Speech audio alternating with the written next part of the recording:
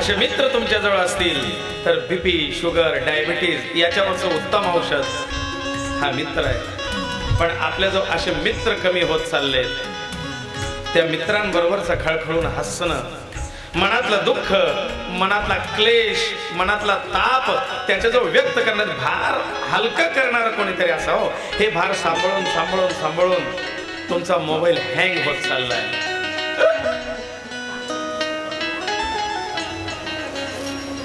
आणि म्हणून याला कधीतरी रिफ्रेश करत चला. आणि ते रिफ्रेशर तो आपला मित्र आहे. आणि म्हणून ते सांगतात की मित्रांशी कधी कपटाने वागू नकोस. दुसरी गोष्ट आहे, स्त्री जवळ आपला भेद खोलू नको. तुझी स्त्री कितीही प्रेमाची असेल तर तिच्याजवळ तुझा भेद खोलला की ते षटकर्णी झालं म्हणून समज. कारण तिच्या पोटात काही राहत नाही. आणि राजकारणामध्ये हे आताच व्यवहारिक नाही, राजा राजकारणातला उपदेश देतोय. त्याच्यामुळे असं गैरसमज करण्याची आवश्यकता नाही. राजा राजकारणातला बघा, मागचे जर इतिहास पाहिले तर स्त्रियांनीच कुठेतरी असं षडयंत्र रचलेलं आहे आणि राजांचा घात झालेला आहे. बघा ना, रामरायांचं चरित्र पहा, दूर. आणि म्हणून स्त्रीजवळ आपला भेद उघडा करू नकोस. काय सांगावं, किती सांगावं, केव्हा बोलावं, कसं बोलावं हे फार भान ठेव. राजकारणात ह्या गोष्टी फार महत्वाच्या आहेत. एक उत्तम राजकारणी व्हायचं असेल तर रावणाने काही उपदेश केलाय बरं लक्ष्मणाला. राजकारणाचा उपदेश रावणाकडनं घ्यायला सांगितला होता रामरायांना. राज्य चांगलं करायचं असेल तर त्याच्याकडून शिक, त्याच्या काही गोष्टी मुद्दे. तो भले कसाही असो पण तो ज्ञानी आहे. आचार्य चाणक्यांनी चाणक्य नीती नावाचा ग्रंथ लिहिला आहे. चाणक्य नीती ज्याने वाचले त्याचं जीवन बुद्धिमत्तेने प्रचूर भरलेलं राहील. वागण्यात बदल होईल, बोलण्यात बदल होईल, आचरणात बदल होईल. अनावश्यक बोलू नको हाही उपदेश केलेला आहे. नको त्या ठिकाणी बोलू नको. कारण लोक कधी तुझ्या बोलण्यातून तुझं रहस्य काढून घेतील सांगता येत नाही. आणि म्हणून मित्रांजवळ अजिबात बसू नको. मी ज्या वेळेला म्हणजे असं समजू नका मी पुढचं सांगतोय त्या ऐका. अन्याय भ्रष्टाचार निवारण समितीच्या याच्यात तालुका सचिव म्हणून काम करायचो.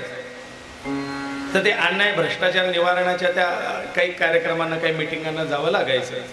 तर त्यावेळेस आमचे जे अध्यक्ष होते तर ते सांगायचे आज अशा अशा व्यक्तीची मिटिंग आहे, अधिकाऱ्यांची मिटिंग आहे, आपल्याला गेस्ट हाऊसला जायचं आहे किंवा मग अमुक अमुक हॉटेलला. मी म्हणायचो तुम्ही जा, मी गाडीत बसून राहील. पण ह्या गोष्टी काही तुम्हाला करणं गरजेचं आहे का? ते म्हणजे गुरुजी नाही, तुम्ही फक्त सोबत चला, तुम्ही काहीतरी कोको कोला थम्सअप घ्या किंवा तुम्ही गाडीतच बसा, पण आम्हाला हे गरजेचं. म्हणलं का? म्हणलं त्याच्याशिवाय व्यक्ती आपल्या पोटातलं बाहेर काढतच नाही. तिथे काही गोष्टी शिकायला मिळाल्या. हो, म्हणजे भेद कसा काढून घेतात लोक. म्हणून नको त्या गोष्टीच्या आहारी जाऊ नका. अनावश्यक बोलू नको. कोणाच्या अनितीची संपत्ती घेऊ नकोस बाळा. कारण कोणाच्या अनितीची संपत्ती तुझ्याकडे आली की ती संपत्ती आहे त्याला ते शेणाला माती लागून जाताना तसं आहे तेही घेऊन जायला कारणीभूत ठरेल. म्हणून अनितीची संपत्ती घेऊ नकोस. कोणाचा तळतळा घेऊ नकोस. अनाठाई खर्च करू नको. खर्चावरती नियंत्रण ठेव. अनावश्यक गोष्टीचा खर्च वाढला की तुला दारिद्र्य येणार. नको त्या गोष्टी ज्या गरजेच्या नाहीयेत, ज्या नित्य उपयोगाच्या नाहीयेत, त्या गोष्टीत जर तुम्ही खर्च करायला लागाल तर तुम्ही सेव्हिंग करू शकणार नाही. आणि म्हणून अनावश्यक खर्च कमी असावा. मी काल जे आपली मराठा समाजाच्या लग्नाची नियमावली सांगितली त्याच्यात हा पण एक नियम टाकलेला आहे की अनावश्यक डामडोल खर्च करायचं नाही, तो पैसा मुलीच्या बापाला, नवरदेवाच्या बापाला त्यांना उपयोगात येईल. अनावश्यक खर्च करू नका. ते नाही का ते फुलकांड्या बिरकांड्या काय ते असतात, कित्येक मंडप जळाले, ते फटाके फोडतात, कोणाचे डोके जळाले, कोणाचे मंडप जळाले, कोणाची आग लागली. काय करायचं? त्याचा त्रास वाढतो, छातीचा दम्याचा त्रास वाढतो त्या धुरांमुळे. अनावश्यक हौस मौज नसावी, विनाकारण अनावश्यक अशी हौस मौज नसावी.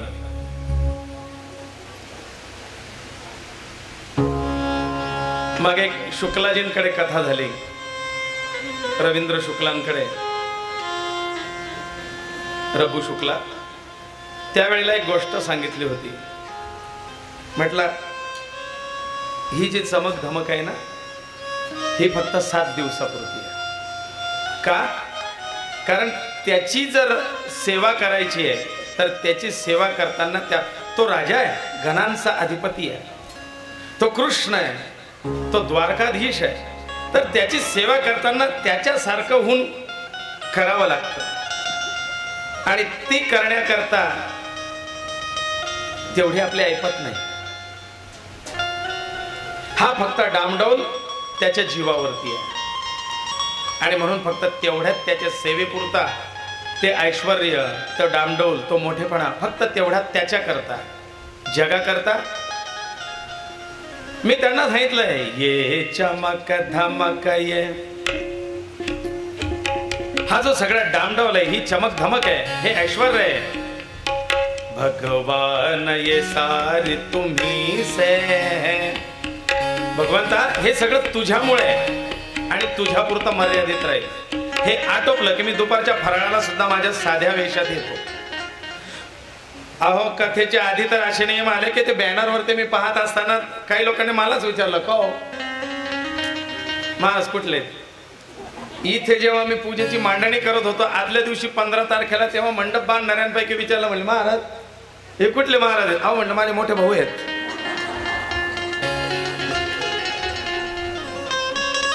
आमचे मोठे भाऊ आहेत. म्हटलं येतील ते उद्या, आज नाही.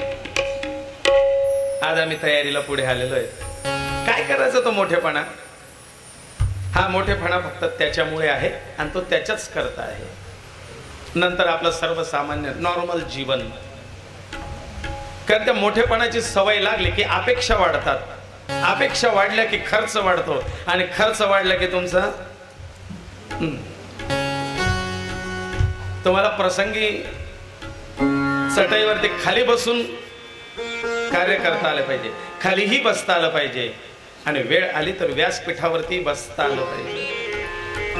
नुसतं वरती बसण्याची सवय लागली की खाली बसायला माणूस कचरतो, लाज वाटते. आपण आपल्या मूळ स्रोताला विसरू नये. माझ्याकडे क्लिप होती, आपकी औकात सिर्फ इतनी है, राख दाखवलेली ती हातात, आणि आपकी औकात सिर्फ यही है, आपको यही होना है और शमशान में ही जलना है. मग कशाला विनाकारण हे? बस त्याच्या सेवेपुरतं, बाकी नको. राजा आपल्या मुलाला तेच सांगतोय, तू भले राजा असशील पण इतर वेळेला तू ही सर्वसामान्य व्यक्तीप्रमाणे वागला पाहिजे. विनाकारणचा हौस मौज, अनावश्यक असा खर्च, अनावश्यक अशी डोल ही नसावी. आहे त्यापेक्षा भासवू नये माणसाने. राजा सांगतोय बघा, फार महत्वाचे शब्द आहेत. आहे त्याच्यापेक्षा जास्त भासवू नये आणि नाही आहे ते दाखवू नये. जे नाही ते दाखवण्याचा प्रयत्न करू नये आणि आहे त्याच्यापेक्षा जास्त भासवण्याचा प्रयत्न. गोत्यात जाल एक दिवस, पण काहीला सवय असते. मग ते मोठ्यापणाचे डामडौल ते भले बेंटेकचे का असे ना, पण त्याच्यामुळे एखाद दिवशी दरोडेखोरांच्या ताब्यात सापडून संकट येण्याची शक्यता आहे ना.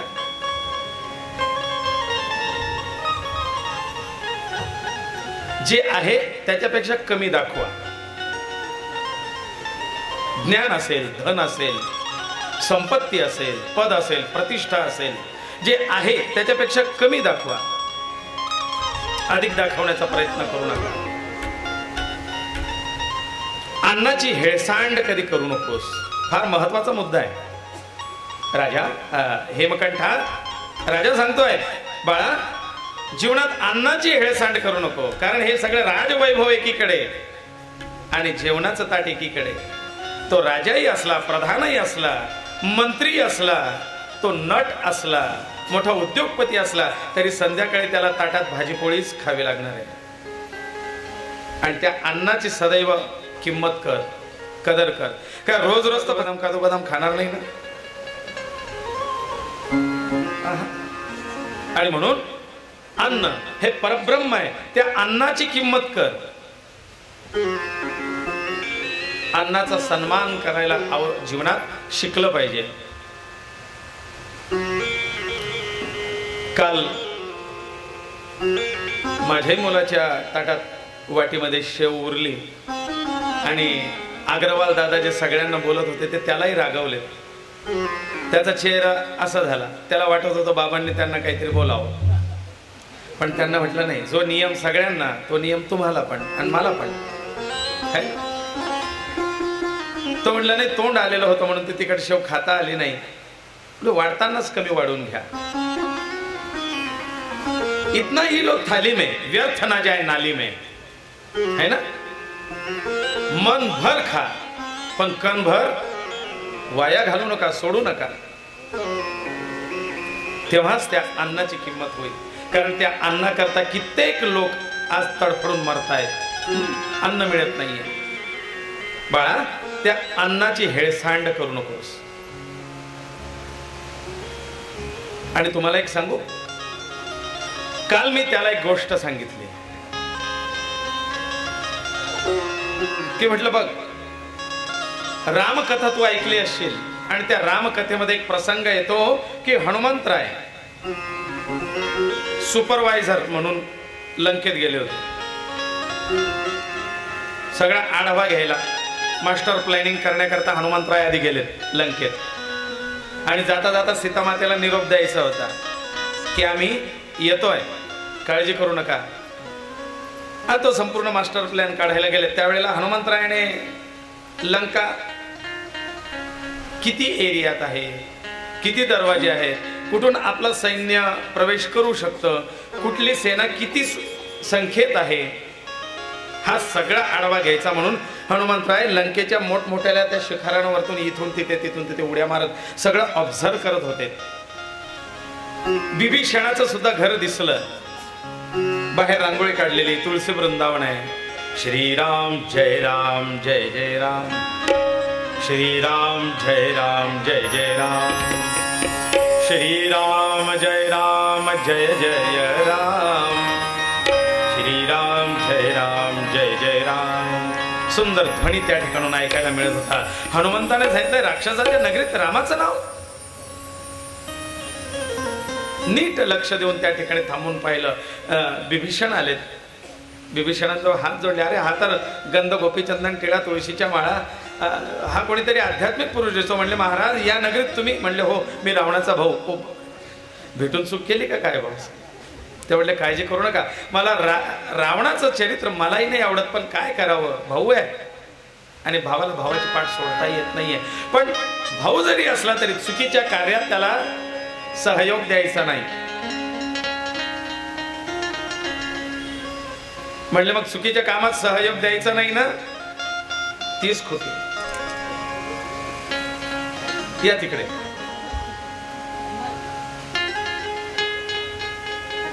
बिभीषणाचं दर्शन घेतलं, सत्संग केला, त्यांच्या घरी 2 घास खाल्लेत आणि बिभीषणांनाच विचारलं मग रावणाचं महल कुठे आहे?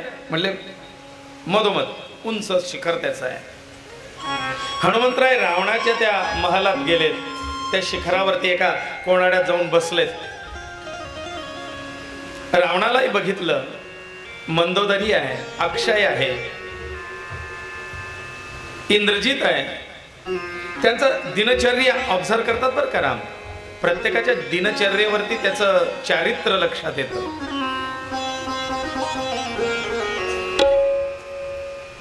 मी नेहमी सांगतो कथा कीर्तन प्रवचन करणं सोपं, 2 तास 3 तास व्यासपीठावरतून बोलणं सोपं, पण त्या व्यतिरिक्त 21-22 तास ती व्यक्ती काय करते, कसं वागते, उपदेश देण्यासारखं त्याचं वागणं आहे का? जो उपदेश तिथून दिला जातोय त्याचं अवलंबन स्वतः होतंय का, याही गोष्टी महत्वाच्या आहेत. मग त्या रावणाच्या चरित्राचं निरीक्षण चाललंय. दुपारच्या जेवणाची वेळ आहे, रावणाने जेवणाचं ताट सोबत घेतलंय, रावणाचं जेवण झालं. मग हनुमंतराय तिथून निघालेत, माता सीतेकडे आलेत. ती राममुद्रिका मेली मुख माही, जलधी लांग गय आचरज नाही. ती राममुद्रिका नेलेली होती, माता जानकीला दिली आणि सांगितलंय, माता काळजी करू नका, रावणाचा ऱ्हास जवळ आलाय. म्हणले हनुमंता तू कसं सांगतोस? म्हणले आई राम येत आहेत, पण ते राम लवकर यावेत याला जबाबदार रावण आहे. त्याचा अंतकाळ किंवा त्याचा ऱ्हास, त्याचं नुकसान, त्याची हानी ही तो स्वतः करून घेतोय, त्याला कारणीभूत तो स्वतः आहे. म्हणले कसं काय? म्हणले आज त्याला जेवताना पाहिलं, तो जेवताना ताटात भरमसात उष्ट सोडून देतो, आणि जो अन्नाचा अवमान करतो समजा त्याची अधोगती जवळ यायला लागली.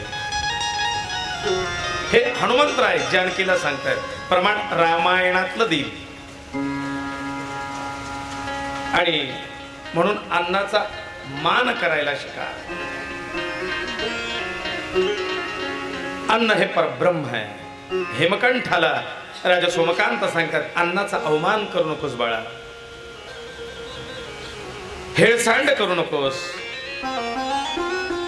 गलिच्छ राहू नको. राहणी फाटकी असावी पण नेटकी असावी. आणि आता फाटक्याची तर फॅशनच असावी. हे कदाचित कोणी मनावर घेतलं का काय, म्हणून सगळे कपडे फाडून ठेवलेले आहेत. अहो त्या जुन्या काळात होतं बाबा रे, गरिबी आहे, नवीन कपडे घ्यायला पैसे नाही, पण निदान ते स्वच्छ धुतलेले आणि चांगले असावेत, नेटका असावं. गलिच्छ राहू नकोस. कृष्णार्पण केल्याशिवाय खाऊ नको. जे अन्न समोर आलाय ना, देवा तुझ्या कृपेने हे सगळं वैभव आहे, हे तुलाच समर्पित आणि तुझा प्रसाद म्हणून मी खाणार आहे. ते अन्न तुम्हाला सद्बुद्धी देईल, ते अन्न तुम्हाला आरोग्य देईल. बाळा तिन्ही सांजेला झोपू नको. संध्याकाळी दिवे लागण्याच्या वेळेला झोपत जाऊ नकोस, आणि तिन्ही सांजेच्या वेळेला दिवे लागण्याच्या वेळेला जेवण करत जाऊ नकोस, कारण हे दारिद्र्याला आमंत्रण देणं असतं. फार छान उपदेश आहेत बघा.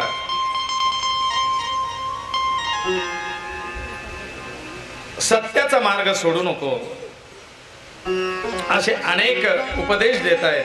परंतु हेमकंठ मनातून दुःखी आहे. बाबा पण तुम्ही जाऊ नका ना, हे सगळं सांगायला तुम्ही जवळ राहा ना. ते म्हणतात नाही बाळा, मला जायला हवं.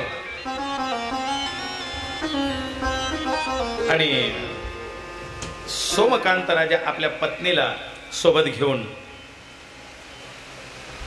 निघतात.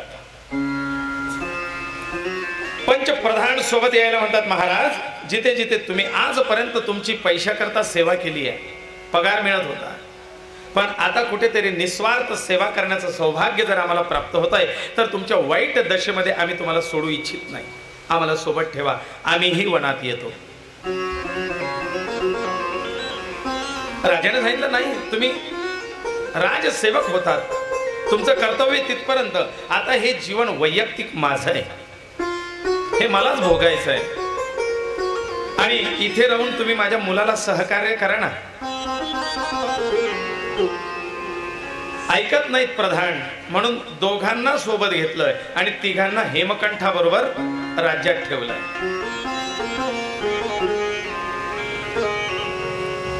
निघताना जनतेचा निरोप घेतात राजा आणि सांगतात, बघा नगरवासियांनो, आजपर्यंत जे प्रेम माझ्यावरती करत आलात तेच प्रेम माझ्या हेमकंठावरती करा.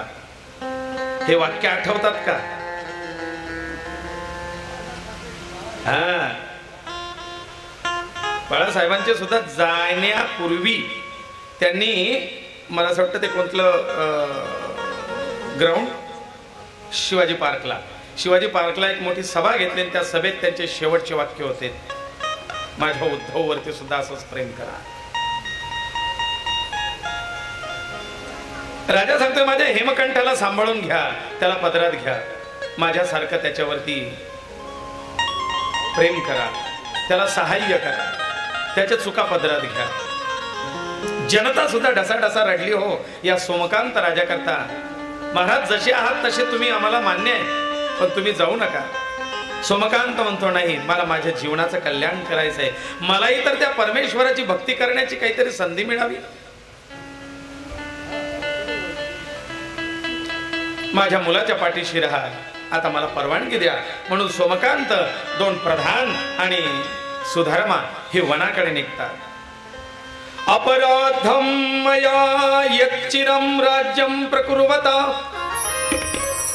ततक्षन्तव्यं मे बद्धांजलिपुटं जनाः. हात जोडून त्यांनी त्या जनतेची क्षमायाचना केली की हे नगरवासियांनो, माझ्याकडनं आजपर्यंत राज्यकारभार सांभाळण्यात काही चुका झाल्या असतील, काही विनाकारण कर मी तुमच्यावरती लादला असेल, अदंड्यासी दंड दिला गेला असेल, तर त्या माझ्या अपराधांना क्षमा करा, कारण असेच काहीतरी पाप मी भोगतोय. न कळत घडलेल्या पापाचं प्रायश्चित्त मला हे भोगावं लागतंय. कृपया विद्येया पुत्रे मे यदि दैवात समागते. माझा पुत्र माझ्या जागेवरती हा कारभार सांभाळेल, पण जर दैवयोगात असेल तर मी पुन्हा परत येईल. विज्ञापयामि वः सर्वान्. पुन्हा मी तुमच्यावरती राज्य करण्याकरता पुन्हा परत येईल, पण जर भगवंताने मला पुन्हा चांगलं आरोग्य दिलं तर मी येईल, पण तोपर्यंत माझ्या मुलाला सांभाळ. विज्ञापयामि वः सर्वान् मयि स्नेहो नहि सह्यताम्. तेवढ्याच प्रेमाने माझ्या मुलाला सांभाळा. आता सर्व नगरवासी ढसाढसा रडतायत. राजाने परत जाण्याची आज्ञा दिली आणि राजा या दोन प्रधानांना आणि आपल्या पत्नीला घेऊन घोर अरण्यात प्रवेश करतोय. चालून चालून चालून दमले, भर दुपारची वेळ, आणि राजाने सांगितलं आता दमलोय, कुठेतरी थोडी विश्रांती घ्यावी. एक सुंदर तळ होतं, त्या तळ्यावरती राजाने स्नान केलंय आणि स्नानाने थकवा दूर झाला.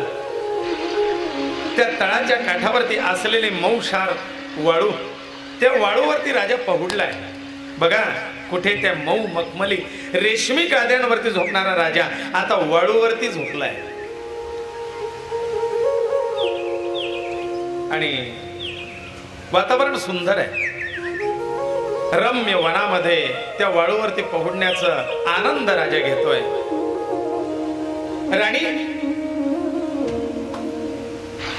राणी तिच्या गल्ल्यात किती पैसे ते मोजत होती.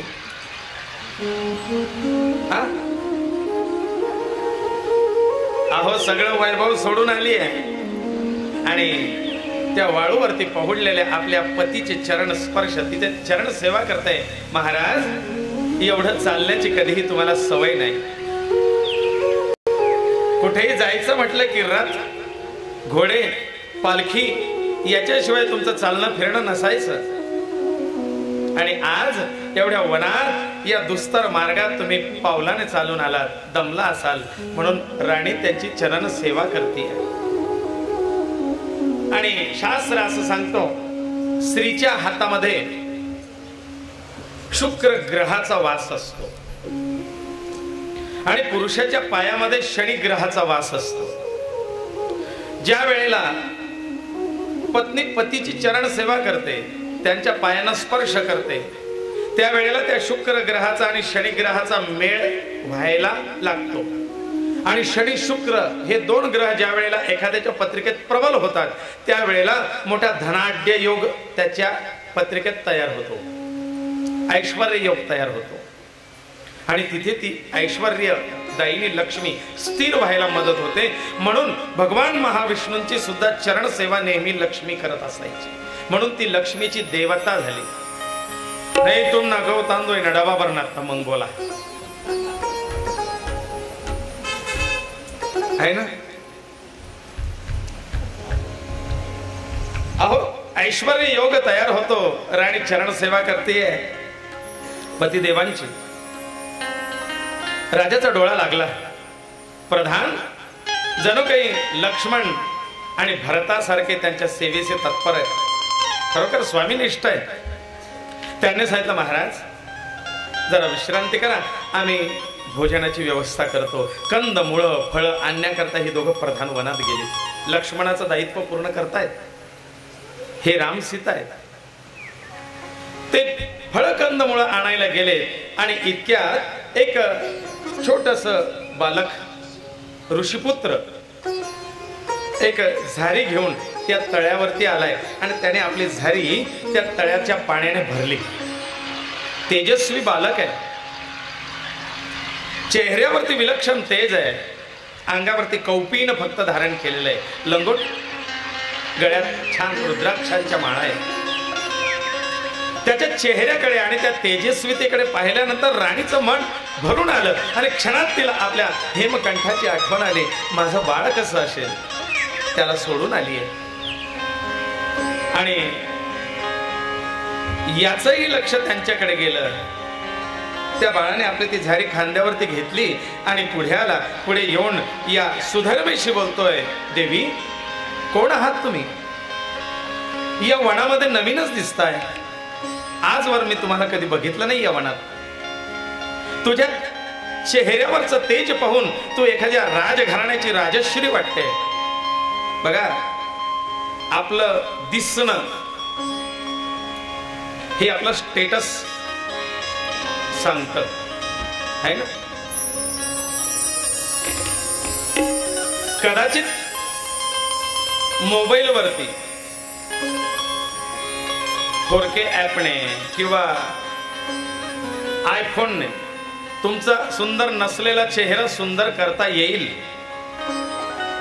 पण नसलेलं चारित्र्य सुंदर करण्याकरता कुठलंही ॲप अजून अवेलेबल नाहीये. आहे ना, आहे का आपल्याकडे? नसलेला चेहरा सुंदर करून सादर करता येऊ शकतो, पण स्वच्छ नसलेलं चारित्र्य सुंदर करण्याकरता अजून कुठलंही ॲप अस्तित्वात आलेलं नाही. ते तुमच्या लक्षणांवरतून दिसतं. देवी तू कोणीतरी राजश्री वाटतेस. तुझी लक्षणं, तुझे चिन्ह एखाद्या राजाप्रमाणे. अहो राजघराण्यातले लोक पहा, त्याच्याकडे पाहिल्यानंतर कळतं की हा कोणीतरी राजघराण्यातूनच आहे. साधू संत सत्पुरुषाच्या घराण्यातल्या एखाद्या व्यक्तीकडे पाहिल्यानंतर कळतं की हा कोणीतरी पुण्यवान घराण्यातले व्यक्ती असले पाहिजे, सत्पुरुषाचे घर. देवी तुझे चिन्ह राजचिन्ह आहे. मला सांग तू कोण आहेस? आणि हा दुर्गंधीयुक्त आजाराने लदबदलेला, ज्याच्या अंगातून रक्तपू वाहताय, ज्याच्या शरीराचा दुर्गंध सुटलाय, अशा व्यक्तीच्या सोबत तू या वनामध्ये आलेले कोण आहे हा असा रोगट? मला जरा सांगता का तुमच्याबद्दल? सुधर्मेला फार आनंद झाला. तिचं मन गहिवरून आलं त्या बाळाला पाहून आणि सांगितलंय, बाळा मी सुधर्मा आणि हे राजा सोमकांत आहेत. राजा सोमकांत आणि या अवस्थेत? म्हटले हो, त्यांना एक व्याधी जडली आहे आणि म्हणून आम्ही या वनात आलोय. अरे अरे, एवढा सत्शील राजा आणि त्याच्याही वाटेला हे अशी कर्म आले. हे भोग घडे भोगणे सर्व ही कर्मयोगे. हे कर्मभोग असतात बाळा. हे कोणालाही चुकले नाही. तू कोण? भोगतो न घडे, भोगतो न घडे, भोगतो न घडे, भोगतो न घडे, भोगतो न घडे, संचित घडे, भोगतो न घडे.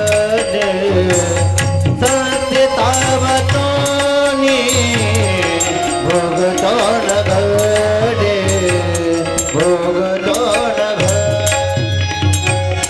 भोगतो न घडे भोगतो न घडे संचिता वाचोनी भोगतो न घडे भोगतो न घडे करावे ते मणी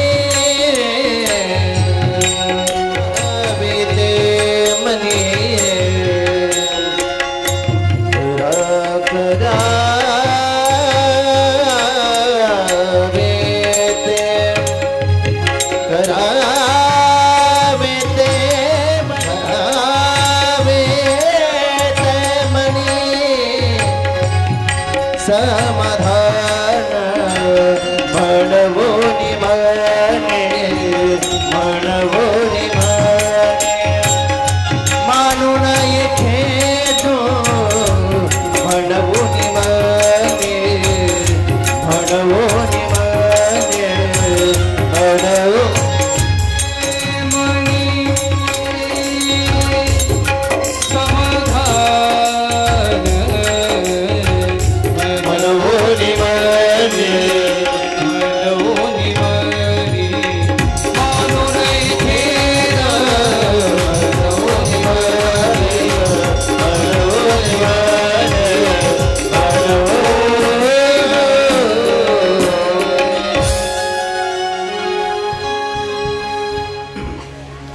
भोगतो न घडे संचिता वाचुनी जैसी संचिताची उभारी तैसी आणि म्हणून हे भोग प्राप्त झाले वृक्षणालतां जालैर् वेष्टिता परतो प्रभु यत्र वायु सुख स्पर्शा कुसुमानि फलानि च तत्र गत्वा जलं सर्वे पपुषे तं श्रमापहम् शुश्वापचक्षणं राजा कश्चे कोमल वालुके कोमल वाळूवरती पहुडलेला तो राजा त्या आवाजाने त्याचे डोळे उघडले आणि राजाने हात जोडलेत ऋषिकुमार कोण आहात आपण तुमच्या चरणावरती साष्टांग दंडवत भूदेव संतांचे सदा नमावे राजा राजा तुमची ही दशा पाहून खरोखर माझं मन द्रवित झालं पण मी काय करणार मी छोटा ऋषिकुमार आहे हे ऋषी कोण आहेत माहितीये हे च्यवन ऋषी च्यवनप्राश जे च्यवनप्राश ज्यांच्या नावाने किंवा ज्यांची रेसिपी आहे ते च्यवन ऋषी च्यवनप्राश नावाचं जे काही पदार्थ आहे ना आयुर्वेदातलं औषध हे या च्यवन ऋषींनी तयार केलेलं औषध आहे आयुर्वेदात त्याचा उल्लेख आहे ते हे च्यवन ऋषी च्यवन ऋषींनी चिरकाळ स्वस्थ सुंदर आणि बलशाली राहण्याकरता अनेक औषधं आयुर्वेदात दिलेली आहे आयुर्वेदाचे मोठे गाढे अभ्यासक हे च्यवन ऋषी आहेत आणि हे आता बाल स्वरूपात आहेत त्यांनी सांगितलं माझं नाव च्यवन मी भृगु ऋषींचा पुत्र आहे माझे पिता भृगु ऋषी मी तर लहान आहे माझी इच्छा असूनही मला काही करता येणार नाही पण तुम्ही ना माझ्या बाबांना जरूर भेटा माझे बाबा निश्चितच याच्यावरती काहीतरी उपाय सांगतील पण ते जरा सध्या ध्यानामध्ये बसलेले तुम्ही इथेच थांबा हा मी त्यांची परवानगी आज्ञा घेऊन येतो जर त्यांनी होकार दिला तर तुम्हाला आश्रमात घेऊन जाईन तुम्ही माझ्या बाबांना भेटा च्यवन ऋषींनी आपली ती झारी खांद्यावरती घेतली आश्रमात गेलेत आणि ऋषी भृगूंना भेटलेत बाबा बाबा आपल्या राज्याचा राजा सोमकांत या वनात आलेले आहेत फार दुर्धर अवस्था आहे त्यांची जर्जरो व्याधी संपन्न, व्याधीग्रस्त आणि जर्जर अवस्था आहे. मी त्यांना शब्द दिलाय की माझे बाबा तुम्हाला या दुःखातून मुक्त करतील. बाबा त्यांना बोलवू. आता मुलाने सांगून टाकलेलं आहे म्हटल्यानंतर बाबा नाही म्हणणार नाही. आणि इकडे सांगितलं मी वडिलांची आज्ञा घेऊन येतो. कार्य बरोबर साधलंय चमनाने. बाबा मी बोलवू. भृगूंनी सांगितलंय ठीक आहे बाळा घेऊन ये. तो आपल्या नगरीचा राजा आहे, सत्शील राजा आहे, धर्मवान राजा आहे. घेऊन ये. मोठ्या आनंदाने च्यवन परत गेलेत आणि राजा सोमकांतांना सांगतायत राजा बाबांनी तुम्हाला आश्रमात बोलवलंय, चला माझ्या बरोबर. सादर सविनय, आदराने विनयपूर्वक राजा राणी आणि दोघं प्रधानांना च्यवन ऋषी आपल्या आश्रमात नेतात. भृगु ऋषींकडे उच्च आसनावरती भृगु ऋषी बसलेले आहेत. राजा राणी जाऊन चरण स्पर्श चरण वंदना करतात. माथा चरणा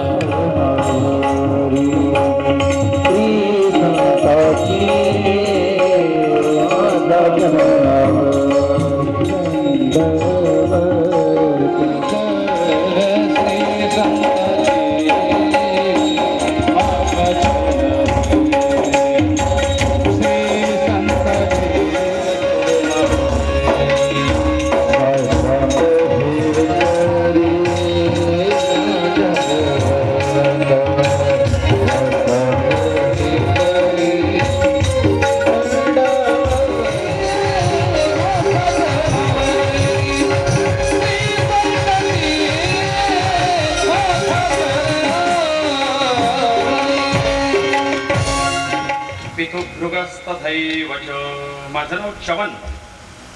च्यवनांची आई पुलोमा. आणि साष्टांग दंडवत केलाय. ऋषे साष्टांग दंडवत प्रणिपात. ऋषी म्हणतात राजा काय ही अवस्था. बस दैव कर्मभोग. भोगल्या वाचून काय सुटणार आहे. पण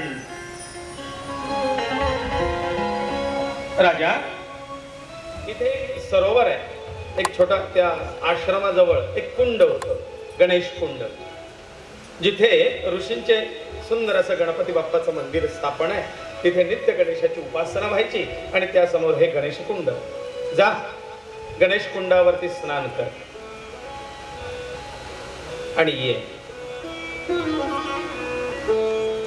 स्नान करून आलाय राजा. राजाला येथेच भोजन दिलंय ऋषींनी. राजा आजचा दिवस विश्रांती घे. उद्या सकाळी या विषयावरती आपण बोलू. राजाने रात्रभर त्या आश्रमात विश्रांती घेतली, मुक्काम केला. सकाळी उठल्यानंतर भृगु ऋषी राजाला आज्ञा करतात राजा आता जा त्या कुंडावरती स्नान कर, संकल्प कर पापमुक्तीचा, गणेशाला शरण जा आणि मग माझ्याकडे ये. राजा त्या कुंडावरती जाऊन स्नान करतोय, संकल्प करतोय की माझ्या जीवनातली ही पाप नष्ट होऊन मला सद्बुद्धी प्राप्त हो, निरामय आरोग्याची प्राप्त हो, याकरता मी गणेशाला आणि हा गणेशाचा सेवक भक्त ऋषी भृगूंना मी शरण येतोय. भगवंता माझ्यावरती कृपा कर. स्नान केलं आणि राजाला त्या दिवशी आपल्या प्रकृतीत बराचसा बदल झालेला अनुभव आला. राजा हर्षयुक्त अंतःकरणाने भृगु ऋषींच्या समोर उपस्थित आहे. भृगु ऋषी विचारतात राजा कसं आहे, बरं आहेस ना, विश्रांती झाली. म्हणले हो, आज नेहमीपेक्षा खूप बरं वाटतंय. माझे मलाच सुधार लक्षात येत आहेत. हा सगळा कसला परिणाम. म्हणले हा आश्रम अति पवित्र आहे. इथे नित्य गणपतीच्या स्तोत्रांचा पाठ, अथर्व शीर्षाची आवर्तन, गणेश याग अशी उपासना होत असते. नित्य यज्ञ याग होम हवन आणि याच्याने हा आश्रम पवित्र आहे. या आश्रमात कोणाचंही मनात छळ कपट नाही आहे. बघ ना, हे हिंस्र पशु सुद्धा एकमेकाशी कसे प्रेमाने वागतायत, वाघ बकरीचे आहे. हिंस्र पशु आणि पक्षी सुद्धा आपली हिंस्रता विसरून निर्भयपणे या आश्रमामध्ये वावरतायत. हा या आश्रमाचा प्रभाव आहे.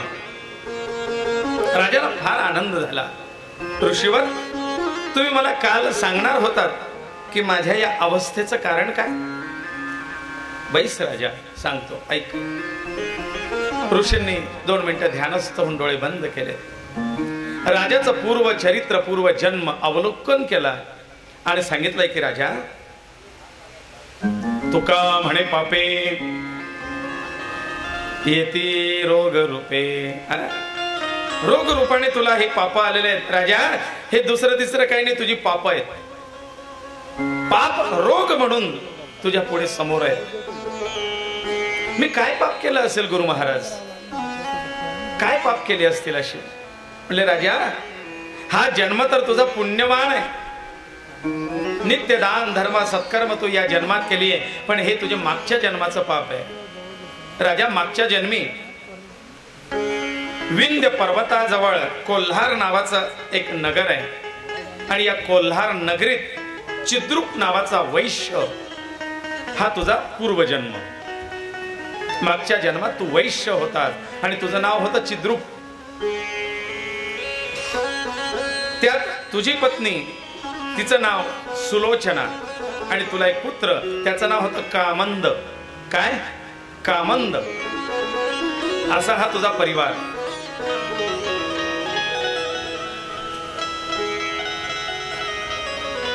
त्या कामंदाचा सुद्धा विवाह झाला. त्याची पत्नी म्हणजे तुझी सुनबाई, तिचं नाव होतं कुटुंबिनी. तिच्याही नावाप्रमाणे ती कुटुंबवत्सल, कुटुंबाला सांभाळणारी होती. एक मुलगा, सुनबाई, असा सुंदर परिवार. पण हा राजा कामंद स्वतः, याचा पिता चिद्रूप आणि सोमकांत राजा कामंद, चिद्रूपाचा पुत्र, याची पत्नी कुटुंबिनी. सगळा संसार सुखाचा चाललाय. चिद्रूप मोठा धनिक व्यापारी होता. त्याचा हा पुत्र कामंद म्हणजे राजा सोमकांत आहे. एकदा चिद्रूप मरण पावल्यामुळे त्याची पत्नी ही त्याच्या बरोबर सती गेली. म्हणजे याचे आई वडील दोघं गेले. परंतु आपल्या वडिलांची संपत्ती पुष्कळ असल्यामुळे आता कामंद, वरती बसा, एक खुर्ची द्या किंवा मग तिकडे जागा करू. मग हा कामंद आपल्या पित्याची संपत्ती न कष्ट करता मिळालेली आहे आणि म्हणून त्या संपत्तीचा उपभोग घ्यायचा आणि फक्त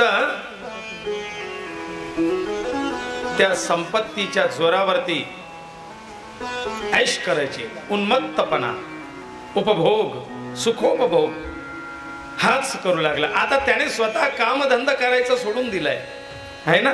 होऊ दे खर्च, भरपूर आहे खर्च. याने स्वतःची कामधंदे सोडलेत आणि आपल्या वडिलांच्या प्रॉपर्टीवरती आणि संपत्तीवरती तो हौस मौज करू लागला. करता करता करता त्याची पत्नी त्याला, ही जी कुटुंबिनी, अनेक प्रकारे समजावून सांगत होती, परंतु तो ऐकत नाही. म्हणून त्याने आपल्या पत्नीलाही सोडून दिलाय. आपल्या पत्नीला सोडून तो राहू लागला. मग एकटं जीवन कसं जातं, म्हणून त्याने 2-4 सवंगडी जमवलेत आणि मग त्या मित्रांना घेऊन फिरायला जाणे, हौस मौज, खाणे पिणे आणि मौज करणे, एवढंच त्याचं जीवन. मग मित्रांच्या समवेत पैसा खर्च करताना आता मोठमोठ्या गोष्टी, म्हणून मग पैसा अधिक लागणार याकरता यांनी याला फसव, त्याला फसव, याला लुबाड, त्याला लुबाड, या गोष्टी सुरू केल्यात. खोटे व्यवसाय, खोटे धंदे, खोटं बोलणं. त्याच्यातूनही मिळणारा पैसा कमी पडू लागला. मग आता यांनी चोऱ्या, चपाट्या, ऑनलाईन फ्रॉड, कशा तरी येन प्रकारेण धनम अर्जयेत, धन अर्जित करायला सुरुवात केली. खूनही करू लागले. संपत्ती करता, पैशा करता त्यांनी खूनही केलेत, हत्या केल्यात. एकदा एक असाच ब्राह्मण यांना भेटला. या 4-5 मित्रांनी त्या ब्राह्मणाला घेराव टाकला वनात. त्या ब्राह्मणाने सांगितलं, महाराज माझ्याकडे काही नाही हो. काही नाही कसं म्हणतोस, काहीतरी द्यावंच लागेल. ब्राह्मणाने सांगितलं, असतं तर दिलं असतं, जे आहे ते तुमचंच आहे, मला दानातून मिळणार काय, हा शिदा घ्यावा. पण हा जाऊन आता गावात वार्ता देईल, म्हणून मग याला जिवंत सोडायचं नाही. याने त्या ब्राह्मणाची हत्या कर. ब्राह्मणाने सांगितलं, अहो माझं छोटं कुटुंब आहे, माझी पत्नी माझी मुलं घरी वाट पाहत असतील, मी नाही कोणाला सांगणार. परंतु याने ऐकलं नाही आणि त्या ब्राह्मणाची हत्या केली. तडफडत तडफडत तो ब्राह्मण मरताना त्याने शाप या राजाला याला कामंदाला दिलेला आहे. दिवसामागून दिवस गेले. आता हळूहळू हळूहळू हा जो कामंद, अंगात रग होती तोपर्यंत चोऱ्या चपाट्या दरोडे या सगळ्या गोष्टी चालत होत्या. आता ती रग कमी झाली, अंग शिथिल व्हायला लागलं. चोरी करणं, दरोडेखोरी करणं, खून करणं याचा जोर त्याच्यात आता नाही आहे. म्हणून त्याचे मित्र सुद्धा साथ सोडून जायला लागले. असे फक्त पैशा करता साथ देणारे मित्र, मित्रवन व्यामध्ये गारव्या सारखा, हे तसे नव्हते. मी मित्र कसा असावा ते सांगितलं. सोडून गेले. यालाही आपल्या जीवनाचा पश्चाताप होतोय, मी काय केलं माझ्या आयुष्यात. आता जी उतरती कळा लागली, याच्यात माझ्या समवेत माझा परिवार नाही, माझं कुटुंब नाही, न माझे मित्र नाही, कसं व्हायचंय. ही वृद्धावस्था आली आणि या वृद्धावस्थेत त्याचं शरीरही त्याला साथ देत नाहीये. त्याला आपल्या केलेल्या कर्माचा पश्चाताप व्हायला लागला. कुठेतरी देवळात जाऊन बसायचं, देवा फार चुकीचं वागलो मी माझ्या आयुष्यात, मला ठाव मिळेल का तुझ्या पायी. देवा माझ्या या पापांना प्रायश्चित्त असेल का काही. देवा आता या उतार वयात योग्य तो मार्ग मिळेल का मला काही. आणि डोळ्यातून आश्चर्य टिपूर गाळत गाळत तो भगवंताची प्रार्थना करतो.